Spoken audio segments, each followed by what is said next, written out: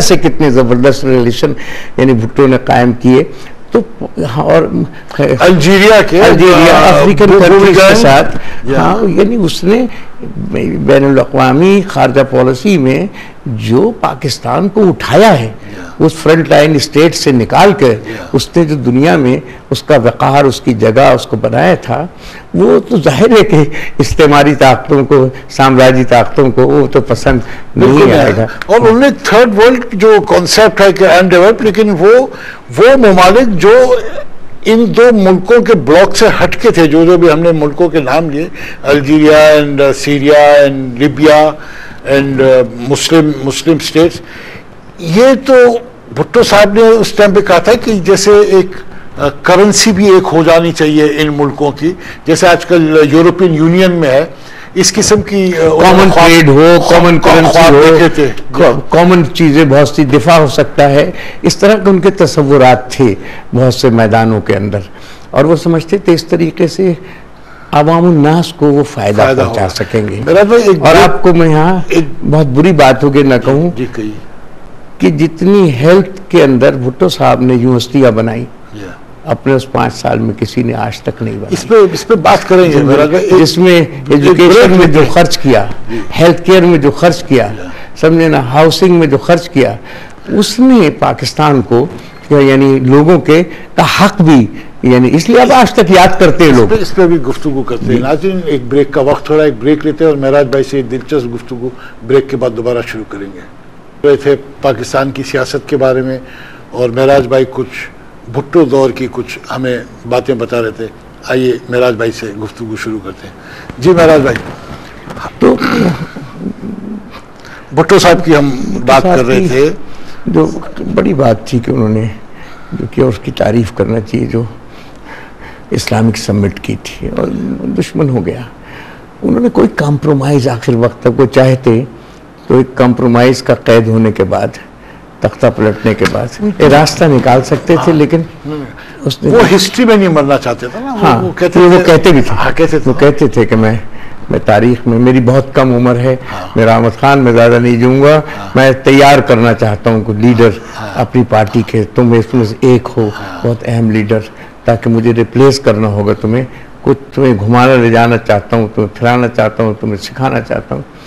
तो एक बहुत, मैं समझता हूँ कि पाकिस्तान की तारीख का स्याह बाब उनका तख्ता पलटना और उनको तख्तेदार तक खींचना, उसके पाकिस्तान स्टेबल नहीं हो सका। उसके बाद पाकिस्तान बिखरता ही गया। अच्छा, उस शख्स की आप ये देखें, क्रिटिसाइज तो बहुत लोग करते हैं और बड़े दुश्मन हैं, और मुस्लिम लीगी तो आज दिन तक रिमार्क्स पास करते हैं, भुट्टो साहब से एग्री नहीं करते थे। लेकिन भुट्टो साहब ने अपनी किताब इफ आई एम असैसिनेटेड में कहा था कि पाकिस्तान को ख़तरा अब इंडिया की तरफ से नहीं होगा, बल्कि दुरन लाइन से होगा। दुरन लाइन को चेंज करने की कॉन्स्पिरेसी शुरू हुई है।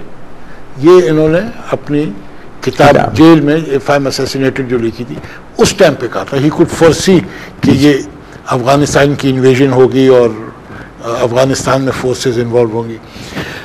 हम बात भुट्टो साहब की पॉलिसी की कर रहे थे कि उन्होंने इसको वेस्टर्न और अमेरिकन जंगल से निकालने की कोशिश की, बल्कि कर भी ली थी, और नाम किया था, नॉन अलाइन मूवमेंट ज्वाइन की थी। और जैसे आपने बताया, इन्होंने ये भी एक बनाया था कि करेंसीज जो है पाकिस्तान की और गल्फ रीजन की करेंसी भी एक हो जाए। बहुत सी जगह करेंसी एक हो। उनकी ख्वाहिश थी कि हम जॉइंट डिफेंस हमारा दरमियान कोई हो सके तो बहुत अच्छा है, हमारे जॉइंट ट्रेड हो, हमारे जैसे यूरोपियन यूनियन में है ना, अब जॉइंट ट्रेड है, जॉइंट करेंसी है, बहुत सी चीज़ों में मुश्तरका मफादात उन्होंने। तो ये अभी तक काफ़ी वो भी प्लानिंग शुरू में कि ये रिफाइनरीज बहुत बनाना चाह रहे थे पाकिस्तान में, कि क्रूड ऑयल इधर आए और फिर यहाँ से रिफाइन होके एक्सपोर्ट हो दुनिया के अंदर। तो ये सारी इनकी प्लानिंग्स थी। अब तो ये प्लानिंग तो क्या, अब तो ये प्लानिंग हो रही होती है कि कल हम किस तरह सर्वाइव करें। नहीं, प्लानिंग कहाँ हो रही होती है। कोई इन मुल्क की इकोनॉमिक पॉलिसी है, कोई डिफेंस पॉलिसी है, कोई एजुकेशनल पॉलिसी है, न इनकी कोई पॉलिसी है, न इनकी प्रायोरिटीज़ हैं, कि किस चीज़ को पहले किसी के बाद में आने वाली न इनकी यानी क्या आज करना है क्या कल करना है कुछ इनको पता नहीं है। बस ये भागे आंखें बंद करके भागे चले जा रहे हैं कि हमारे 5 साल मुकम्मल हो जाएंगे। कल के ऊपर भी बात करते हैं। ये बताइए महराज भाई कि भुट्टो साहब जब इलेक्शन हुआ ईस्ट पाकिस्तान और पाकिस्तान के इलेक्शंस में अवामी लीग बांग्लादेश जो आज है और पीपल्स पार्टी पाकिस्तान के वेस्ट पाकिस्तान में उभर के आई सामने, तो फिर क्या प्रॉब्लम थी? अगर अवामी लीग ने अक्सरियत हासिल की थी चूंकि ईस्ट पाकिस्तान की पॉपुलेशन ज़्यादा है, तो क्या कबात थी? अगर वो प्राइम मिनिस्टर मुजीबुर रहमान को बना लेते तो क्या सच है भुट्टो ने कहा उधर तुम इधर हम, ये जो स्लोगन लोगों ने बनाया हुआ है? मैं उससे थोड़ा सा पहले की बात करता हूँ कि जब हम ईस्ट पाकिस्तान गए जनाब जुल्फ़िकार अली भुट्टो के साथ, तो एक दिन उन्होंने मुजीबुर रहमान से कहा कि भाई मैं यहाँ पर ईस्ट पाकिस्तान में जलसा करना चाहता हूँ, तो तुम बताओ कि कहाँ हो सकता है। तो उन्होंने कहा भाई जहाँ से मैं इलेक्शन लड़ा हूँ तुम वहाँ जाके जलसा कर लो। तो उसने कहा अच्छा तो तू फिर गड़बड़ कराएगा समझे ना मेरे जलसे में? तो उसने कहा नहीं कोई गड़बड़ नहीं होगी, मेरी गारंटी है आपको, और सब वोट वाले आएंगे, वो निशान जरूर अपना लगाए होंगे लेकिन कोई गड़बड़ नहीं। हम उस जलसे में गए, जलसा पुरअमन था। अच्छा किया जलसा? हाँ जलसा किया, पुरअमन जलसा था। भुट्टो ने एक सवाल किया उस जलसे के अंदर कि हमारे जमींदारों और जागीरदारों और साम्राज्य ने हमें बर्बाद कर दिया, वेस्ट पाकिस्तान को, वहाँ जो वेस्ट पाकिस्तान कहलाता था उसे, और यहाँ पर उन्होंने ईस्ट पाकिस्तान को भी लूटा, कंगाल किया इस्तेसाली तबकों ने और बर्बाद कर दिया, तुमको भी भूख इफलास में मुब्तला कर दिया। अब ये तुम मुझे बताओ, ये उनका सवाल था, तुम मशरक़ी पाकिस्तान आवाम को उन्होंने कहा कि ये मुझे बताओ कि तुम्हें गरीबों का एक पाकिस्तान चाहिए, सरमाएदारों और जागीरदारों और साम्राज्य के 2 पाकिस्तान? तो सारा मजमे ने हाथ उठा के एक ठो पाकिस्तान, मुझे याद है पूरे बंगाल में उन्होंने कहा, मजमे ने एक ठो पाकिस्तान जो मुजीब का हल्का वोट था वहाँ से ये बात की गई। तो उनकी नज़र में ऐसी बात नहीं थी। लेकिन असम्बली का बाईकाट करना छोटा मुंह बड़ी बात है, मैं जुल्फ़िकार अली भुट्टो का बहुत एहतराम करता हूँ, लेकिन मैं समझता हूँ कि हमारी सेंट्रल कमेटी के अंदर जो अफराद बैठे हुए थे वो इसका इदराक कम रखते थे कि अगर हम बाईकाट करेंगे तो इसके असरात ईस्ट पाकिस्तान में क्या होंगे। मेरी ज़ाती राय ये थी कि बड़ा इंतहा फट पड़ेगा ईस्ट पाकिस्तान, ये ना करे, क्योंकि मेरे बहुत स्टूडेंट लाइफ से वहाँ के लोगों से ताल्लुकदारी थी रही थी। और वही हुआ कि जब बाईकाट किया गया और 28 फरवरी को उन्होंने ऐलान किया, बहुत बड़ा जलसा था, कोई 10 लाख का पंजाब में जलसा था। तो जब उन्होंने कहा कि तू उधर तुम इधर हम, और ए रावी की लहरों, ए जामा मस्जिद की मीनारों, गवाह रहना कि मेरी लाश पर 2 पाकिस्तान बनेंगे, ये भुट्टो साहब की तकरीर थी। तो मैं तो खैर उतर के जलसे से नीचे गुस्से में उस स्टेज से नीचे आ गया था, और हमारे पास एक फ़िल्म भी है उस पूरे जलसे की।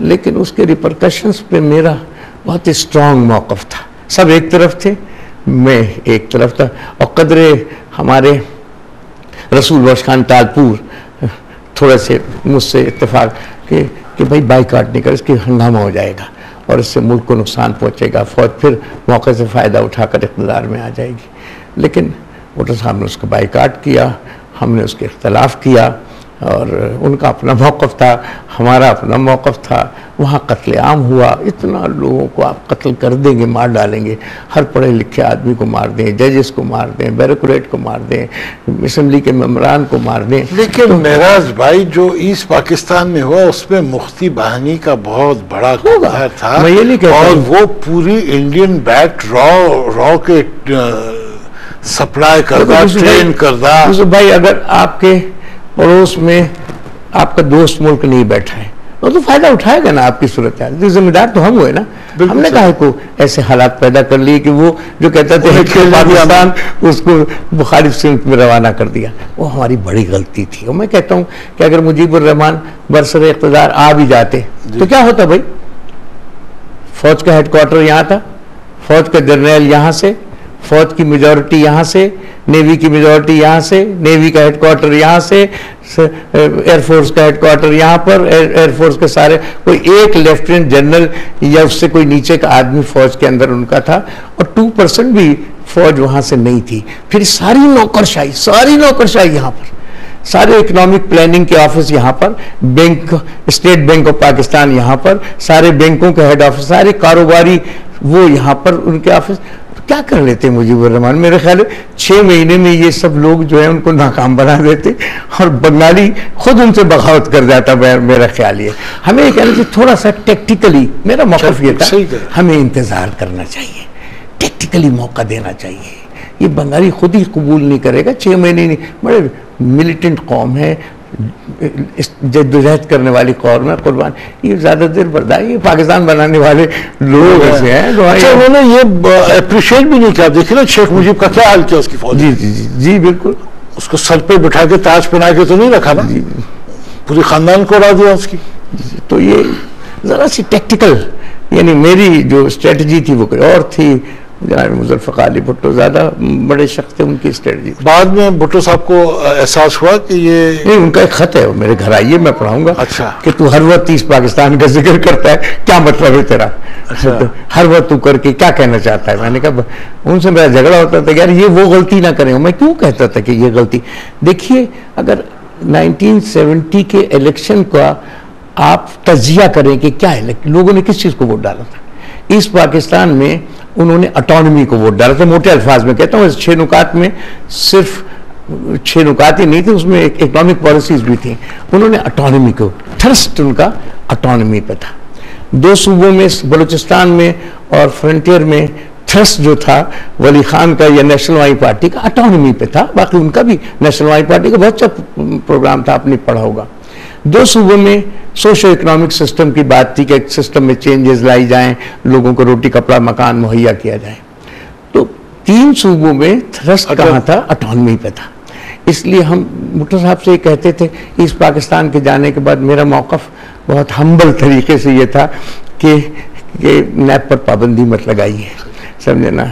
अच्छा, ऑटोनॉमी जो ये मांग रहे थे उसकी एक बड़ी मोटी वजह थी, बुनियादी वजह ये थी कि पंजाब और सिंध नहीं मारा था, क्योंकि पंजाब और सिंध सारी ब्यूरोक्रेसी इनकी थी। पंजाब की नंबर 1 पे, नंबर 2 पे सिंध की ब्यूरोक्रेसी इनकी, जैसे आप नौकरशाही कह रहे हैं, और आर्मी फौजशाही वहीं से सारी पंजाब से। तो उन्होंने किससे ऑटोनॉमी मांगनी थी? वो तो खुद एक किस्म के जो दूसरे सूबे हैं उनको एज अ प्रिंसिपल पावर देख रहे थे कि ये जो पंजाब से सब कुछ हो रहा है और सिंध से, तो ये तो डोमिनेंट पार्टनर्स थे, तो वो उनको महरूमियत का एहसास था, बड़ा शदीद था। इसीलिए ऑटोनॉमी की बात करते थे। इसीलिए मैं कहता था कि देखिए, इस पाकिस्तान का तजर्बा सामने रखे, जो मैं वो कहते थे हर वक्त की बात करता है, इस पाकिस्तान का तजर्बा सामने, ये फेडरेशन के अब ये तीन सिंध, पंजाब, 4 और बलूचिस्तान, अगर हम वली खान की पार्टी पर बैन लगाएंगे इसके बड़े बुरे असरात होंगे। सही। वली खान से कॉम्प्रोमाइज़ कीजिए, इससे वो जो इस्टेब्लिशमेंट के ग्रुप्स हैं जिनसे आपको खतरा रहेगा आइंदा, ये डेमोक्रेटिक लोग मिलकर इनको, अगर आप बलोचों से अच्छे ताल्लुकात रखेंगे तो मैं आपको यकीन दिलाता हूँ कि ये आपके लिए जान देकर लड़ेंगे।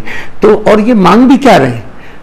आज यूसुफ भाई, आज जो नौजवान बात कर रहा है बलूचिस्तान में, वो तो आज़ादी की बात कर रहा है ना, गलत कर रहा है, सही कर रहा है, इंडियन बैक कर रहा है, जो भी आप दाम लगाना चाहें, कहना चाहें, लेकिन बात दरअसल ये है जो हमें मद्देनजर रखना चाहिए कि वही अब अताउल्लाह मेंगल ने तो यही कहा था ना कि ऑटोनॉमी, बहुत सिंपल ऑटोनॉमी मांगी थी ना, उसने कोई कॉम्प्लिकेशन नहीं था, हमने उन पर फौजकशी कर दी। ये एक बहुत बड़ी गलती थी मैं समझता हूँ तारीखी तौर पर जुल्फ़िकार अली भुट्टो की, जिससे उन्हें नुकसान हुआ। यानी वो जो डेमोक्रेटिक कुव्वतें थी सरहद की और बलूचिस्तान की, उनके साथ अगर वो रहते तो बड़े मुस्तहकम रहते। लॉ ऑफ को एग्जिस्टेंस एंड नेचर भी ये परमिट नहीं करती कि एक भाई अगर बड़ा है या सूबा या वॉट एवर, वो अपने दूसरे के ऊपर तशद्दुद करके उसको अपनी हेगेमनी अपने कंट्रोल में रखे। आप कब तक करेंगे? हाँ, नहीं कर सकते। अवाम बिल आखिर उकता जाएगी ना, उकता के वो बोल पड़ेगी। तो वही हो रहा है, वही इस पाकिस्तान में भी हुआ था। लेकिन इसमें एक बात मैं और भी आपको तारीख